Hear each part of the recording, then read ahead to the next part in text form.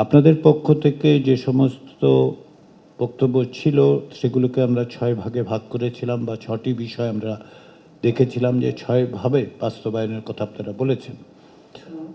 আমাদের বিশেষজ্ঞরা এবং আপনারা বলেছিলেন যে বেশ কিছু বিষয় অধ্যাদেশ এবং নির্বাহী আদেশের মাধ্যমে বাস্তবায়ন করা যায়, এবং 11ই সেপ্টেম্বর আমরা সকলে একমত হয়েছিলাম এই দুটো বিষয়ে। অর্থাৎ এখন যেটা দাঁড়িয়েছে, যেগুলো সংবিধান সংশ্লিষ্ট নয় সেগুলোকে বাস্তবায়নের জন্য সরকারের পক্ষ থেকে ইতিমধ্যেই পদক্ষেপ গৃহীত হয়েছিল। তারপরেও এখন একটি জাতীয় ঐকমত্য আছে যে সরকার এগুলো করতে পারেন, এবং সরকারের পক্ষ থেকে সে সমস্ত ব্যবস্থা নেওয়া হচ্ছে, পদক্ষেপ নেওয়া হচ্ছে। এবং এখানে উপস্থিত অবস্থায় আইন উপদেষ্টা আসিফ নজরুল সেটা বলেছেন আপনাদেরকে যে তারা করছেন, তারা অব্যাহত রাখছেন। আমরাও কমিশনের পক্ষ থেকে স্বনির্বন্ধভাবে সরকারকে অনুরোধ করেছি যেন অত্যন্ত দ্রুততার সঙ্গে বাস্তবোচিত পদক্ষেপ গ্রহণ করে যে সমস্ত বিষয় অধ্যাদেশ এবং নির্বাহী আদেশে করা যায় সেগুলো যেন তারা দ্রুত করেন।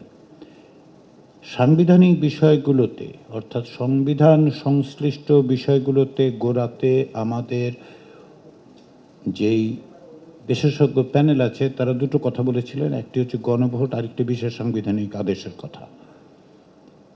সমস্ত কিছু বিবেচনা করে প্যানেলের পক্ষ থেকে আমাদেরকে একটি পরামর্শ দেওয়া হয়েছে, যেটি আপনাদের সামনে আমরা উপস্থাপন করেছি। আমাদের দিক থেকে আমরা কমিশন মনে করি যে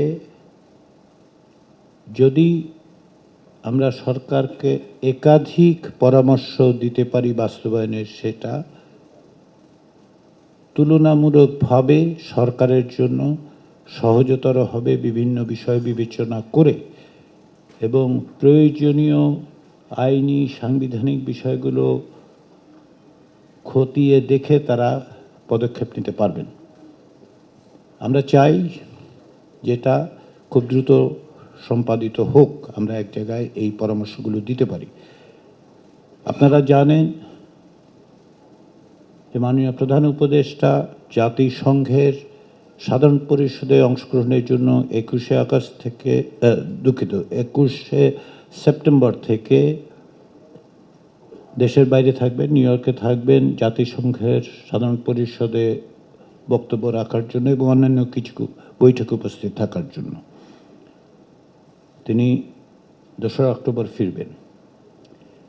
আমরা এই প্রক্রিয়াটির পরিণতির জায়গা, অর্থাৎ আমাদের দিক থেকে যে সুপারিশ, সেটা আসলে প্রধান উপদেষ্টার উপস্থিতিতে তার সাথে আলোচনা করে দিতে চাই। তাহলে আমাদের জন্য বিকল্প হচ্ছে 21 তারিখের আগে যদি আমরা একমত হতে পারি বা বিকল্পগুলো নিশ্চিত হতে পারি, তাহলে আমাদের জন্য কমিশনের পক্ষ থেকে সেটা তাকে উপস্থাপন করা সম্ভব হবে। অন্যথায় আমাদেরকে কিছুটা সময় নিতে হবে, যেহেতু তিনি উপস্থিত থাকবেন না। কারণ তিনি এই কমিশনের প্রধান উপদেষ্টা, প্রধান নির্বাহী, তো তার কাছে আমাদের পরামর্শ দেওয়া দরকার। তো সেই জন্য আমরা আশা করছি যদি আমরা 21 তারিখের মধ্যে এক জায়গায় আসতে পারি, অন্যথায় আমাদের একটু সময় নিয়ে 2রা অক্টোবর বা তৎপরবর্তী সময়ে ওনার কাছে এটা উপস্থাপন করতে হবে। এবং আমি অনুমান করি এটি উপস্থাপনের সময় তার সঙ্গে আমাদের আলোচনাও করতে হবে যে কি পরিস্থিতির মধ্যে দিয়ে